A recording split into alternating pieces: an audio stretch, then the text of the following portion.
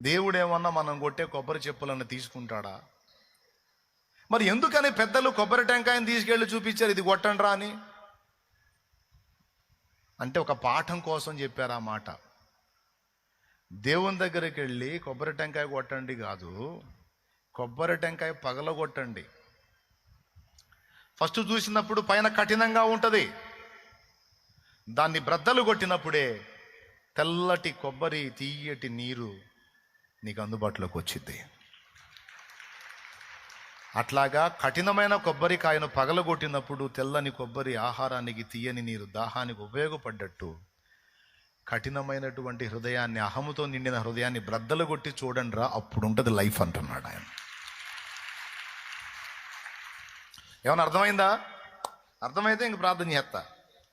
దేవునికి స్తోత్రం. అహం నిండిన హృదయానికి నెమ్మది లేదు, అహం విరిగిన హృదయానికి నెమ్మది ఉంటుంది. మిడిసిపడ్డోళ్ళని చూసి నువ్వు ఆవేదన పడొద్దు, అది ఇది పొందుకున్న వాళ్ళని చూసి నువ్వేదో పొందలేదని ఫీల్ అవ్వద్దు.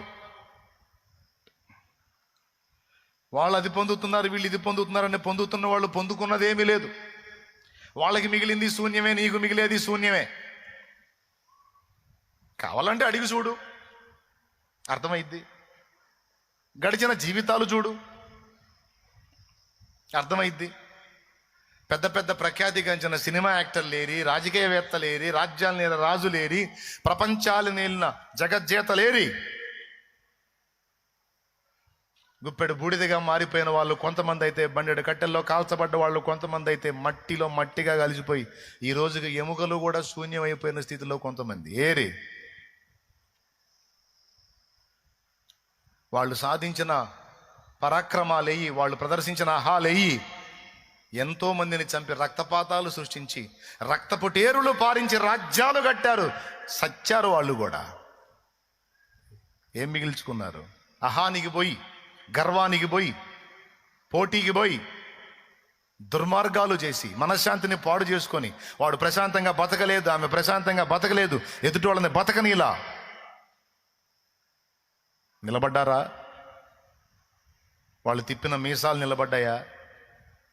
సచ్చి శవాలయ్యారు. ఇంత మాత్రం దానికి ఎందుకురా మిడిసిపోవటం? అన్న ఇవన్నీ ముసలోళ్ళు మాట్లాడే మాటలు కదన్నా,